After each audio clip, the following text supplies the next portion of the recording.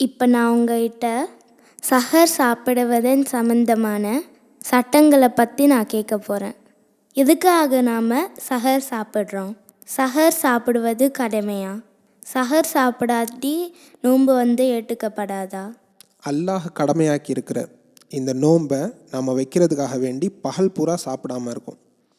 அந்த சிரமம் நமக்கு தெரியக்கூடாது அப்படிங்கிறதுக்காக அல்லாஹ் நமக்கு கொடுத்துருக்கக்கூடிய ஒரு வாய்ப்பு தான் இந்த சஹர் உணவுங்கிறது.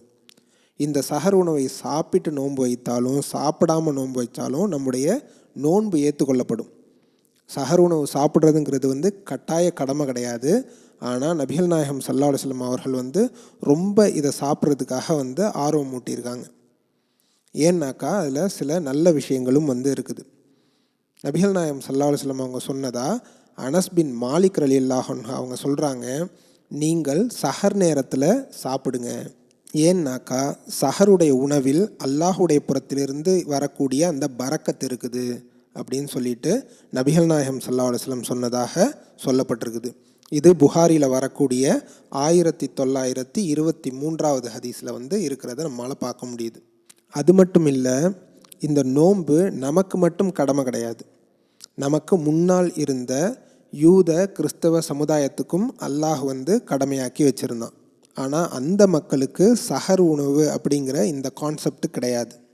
அதனால தான் அம்ரு பின் அல் ஆஸ் ரலியல்லாஹு அன்ஹு அவர்கள் சொன்னதாக முஸ்லீமில் வரக்கூடிய ஒரு ஹதீஸில் நபிகள் நாயகம் ஸல்லல்லாஹு அலைஹி வஸல்லம் அவங்க சொன்னதாக சொல்கிறாங்க, நம்முடைய நோன்புக்கும் வேதம் கொடுக்கப்பட்ட யூத கிறிஸ்தவர்களின் நோன்புக்கும் வித்தியாசம் சஹர் நேரத்தில் உண்பதாகும் அப்படின்னு சொல்லிட்டு நபிகள் நாயகம் சொன்னதாக சொல்லப்படுது. இதிலிருந்து சஹர் சாப்பிட்றது எவ்வளோ முக்கியமானது அப்படிங்கிறத தெரிஞ்சுக்கலாம். சஹர் சாப்பாட்டை நம்ம எந்த நேரத்தில் சாப்பிட்றது நல்லது?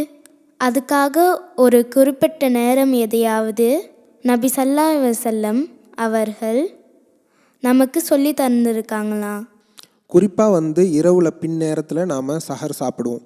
அதிலும் நபிகள் நாயகம் ஸல்லல்லாஹு அலைஹி வஸல்லம் அவர்களுடைய காலத்தில் எப்படி செய்வாங்கன்னாக்கா, சுபுஹுடைய தொழுகையுடைய நேரத்துக்கு மிகவும் நெருக்கமாக அந்த சஹர் உணவை தாமதப்படுத்துவாங்க. சாப்பிட்ட உடனேயே அவர்கள் சுபுஹு தொழுவ போயிடுவாங்க. இதுதான் அவர்களுடைய வழக்கமாக இருந்துச்சு. இது சம்பந்தமாக அனஸ் ரலியல்லாஹு அன்ஹு அவர்கள் சொல்லக்கூடிய ஒரு ஹதீஸ் புகாரியில் 4 இடங்களில் வந்திருக்குது. அதில் அனஸ் ரலியல்லாஹு அன்ஹு அவங்க சொல்கிறாங்க, நபிகள் நாயகம் ஸல்லல்லாஹு அலைஹி வஸல்லம் அவர்களோட சேர்ந்து சஹர் சாப்பிட்டு விட்டு சுபுஹு தொழுகைக்கு நாம் தயாராகும் அப்படின்னு சொல்கிறாங்க. அப்போது அந்த சுபுஹு தொழுகைக்கும் சஹர் சாப்பிட அந்த நேரத்துக்கும் எவ்வளவு நேரம் இருக்கும் அப்படின்னு சொல்லிட்டு அவங்கள்ட்ட கேட்கப்படுது. அதுக்கு அவங்க என்ன சொல்கிறாங்க, 50 குர்ஆன் ஆயத்துக்களை ஓதக்கூடிய நேரம் அப்படின்னு சொல்லிட்டு சொல்கிறாங்க.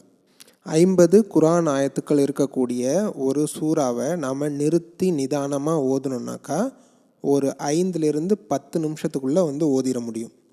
அப்படி இருக்கும்போது சுபுஹு தொழுகையுடைய நேரத்துக்கும் அவர்கள் சாப்பிட்ற நேரமும் ஒரு 10 நிமிஷம்தான் கிட்டத்தட்ட இருந்திருக்குது. 10 நிமிஷத்துக்குள்ளே அவர்கள் சாப்பிட்டு உடனே சுபுஹு தொழுவ போனதை நம்மளால் பார்க்க முடியுது. அப்போது நம்முடைய சஹருடைய சாப்பாட்டை நாம் சுபுஹு தொழுகைக்கு ரொம்ப நெருக்கமாக வச்சுக்கிறது நபி வழி.